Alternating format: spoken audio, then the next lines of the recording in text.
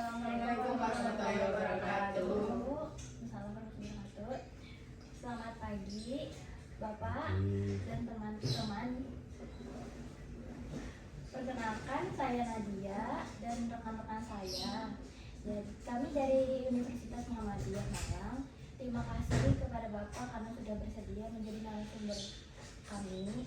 Di wawancara ini dilakukan untuk keperluan tugas kuliah perencanaan pengendalian biaya.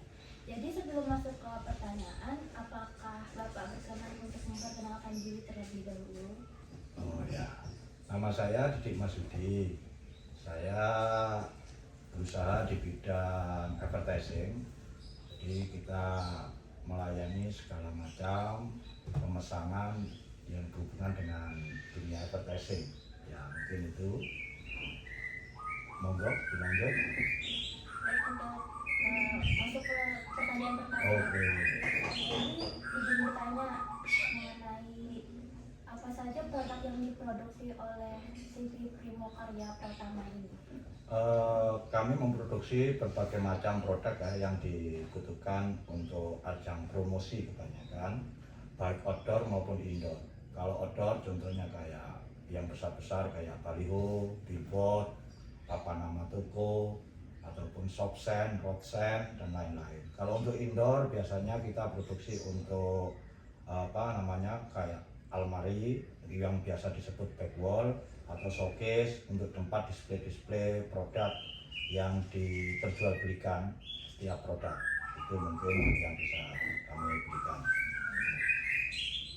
Dari produk-produk tadi itu aktivitas mana yang paling banyak menghabiskan waktu dan sumber daya? Kalau sebenarnya sih lihat yang kita produksi, misalkan kayak kalau indoor kayak back wall atau almari untuk display itu mungkin produksinya agak lama. Kalau untuk pengiriman mungkin kan untuk display di toko kan lebih cepat waktunya. Cuman perjalanan aja waktu lihat titik yang mau dipasang, jarak tempuhnya berapa. Tapi kalau yang outdoor itu memang kadang waktunya 50-50. Contoh kayak kita bikin baliho gitu ya, yang besar, itu pemasangan waktunya lama. Kalau produksinya nggak begitu lama, tapi di lokasi ataupun di tempat pengerjaan di mana titik itu ditentukan itu agak lumayan lama. Kalau papan nama toko mungkin seimbang, jadi produksi sama pemasangan. Karena memang di outdoor itu kan tingkat kesulitannya agak tinggi. Itu mungkin yang mempengaruhi waktu antara produksi dan distribusi pemasangan. Mungkin itu. Apalagi? Apakah terdapat biaya transportasi atau pengiriman produk kepada pelanggan? Kalau kami memang di RAB, di rancangan jalan belanjanya itu, dan juga di penawaran harga itu ada biaya produksi sendiri, biaya akomodasi dan pemasangan itu memang ada sendiri. Jadi kita lihat misalkan titiknya, misalkan kita produksi kebetulan di Malang, pemasangannya misalkan di Kediri itu transportnya berapa, jadi kita hitung jarak tempuh, jadi kita plotting antara si A, si B di tempat mana. Kalau memang kebetulan ada beberapa titik yang di daerah sana, misalkan di Jombang, Kediri, Tulungagung, itu memang kita bisa langsung rinci berapa titik, itu mungkin bisa memperkecil biaya akomodasi. Semakin jauh ya otomatis biaya akomodasi itu lebih tinggi. Itu mungkin dari situ. Lalu selanjutnya, apakah perusahaan melakukan inspeksi kualitas sebelum produk itu dikirim, Pak? Kalau itu memang wajib ya, karena daripada ada kesalahan ataupun kekurangan produk di tempat, itu kan malah makan waktu kita revisi di sana. Makanya kita kontrol, ada quality control sebelum ada pemasangan ataupun pengiriman. Itu memang hukumnya wajib, karena menjaga kualitas produk yang kita produksi. Oke, baik Bapak. Selanjutnya, berapa rata-rata jam kerja untuk setiap produksi itu? Kalau kita untuk memproduksi produk-produk kita itu sebenarnya kita pakai jam kerja umum. Ya biasanya jamnya ya 8 jam kerja.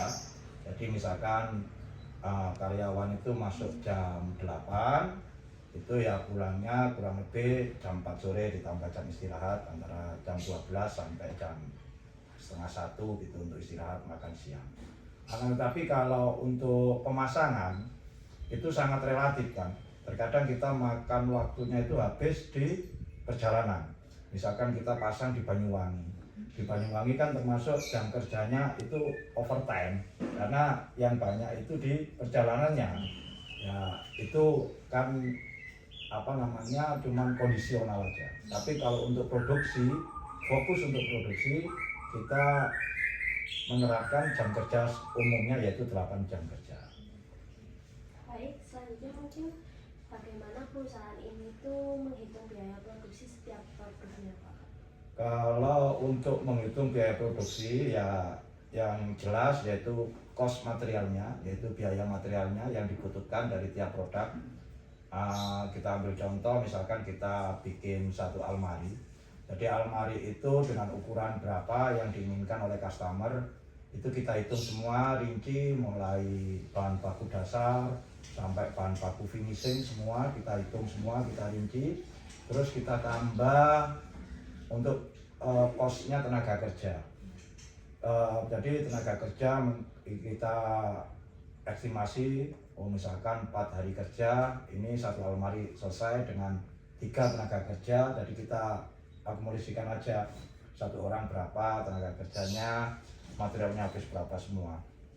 Tapi di situ kita nggak bisa net menghitung seperti itu, karena kan kadang ada resiko, mungkin karena tingkat kesulitannya kita agak tinggi, makanya kita kasih ring untuk keamanan. Biasanya dari semua antara cost material, cost tenaga kerja, kita kasih up-nya itu 20% dari semuanya biar safety.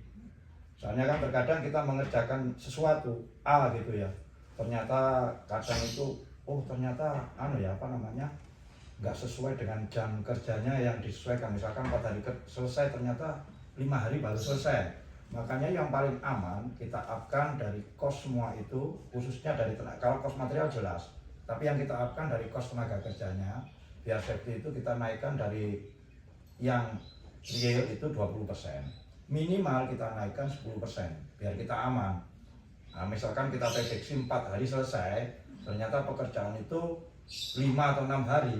Nah itu kita dapat dari mana biaya itu, kan gitu dong. Makanya biaya tenaga kerja itu bisa kita upkan ataupun kita naikkan dari yang kita prediksi atau kita kalkulasi antara minimal 10%, idealnya itu 20%. Lalu menurut Bapak itu apakah biaya produksi setiap produk sudah mencerminkan penggunaan sumber daya yang sebenarnya atau belum? Kalau yang kita lakukan itu yang jelas yang sesuai dengan profesionalnya masing-masing, profesi masing-masing. Jadi misalkan bagian finishing, memang ada yang bagian finishing, bagian yang perakitan sendiri, bagian kadang justru pemasangan pun ada manpowernya sendiri. Jadi kita manpower kita plotting sendiri-sendiri. Jadi ada manpower yang untuk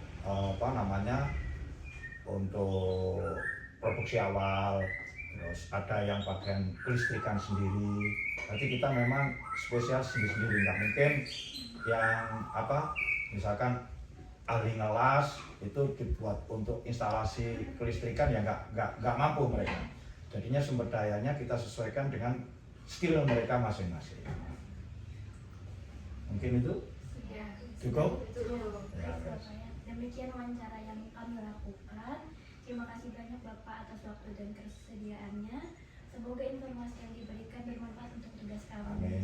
Mohon maaf apabila ada kekurangan selama proses wawancara ini. Kami tutup. Wassalamualaikum warahmatullahi wabarakatuh. Waalaikumsalam.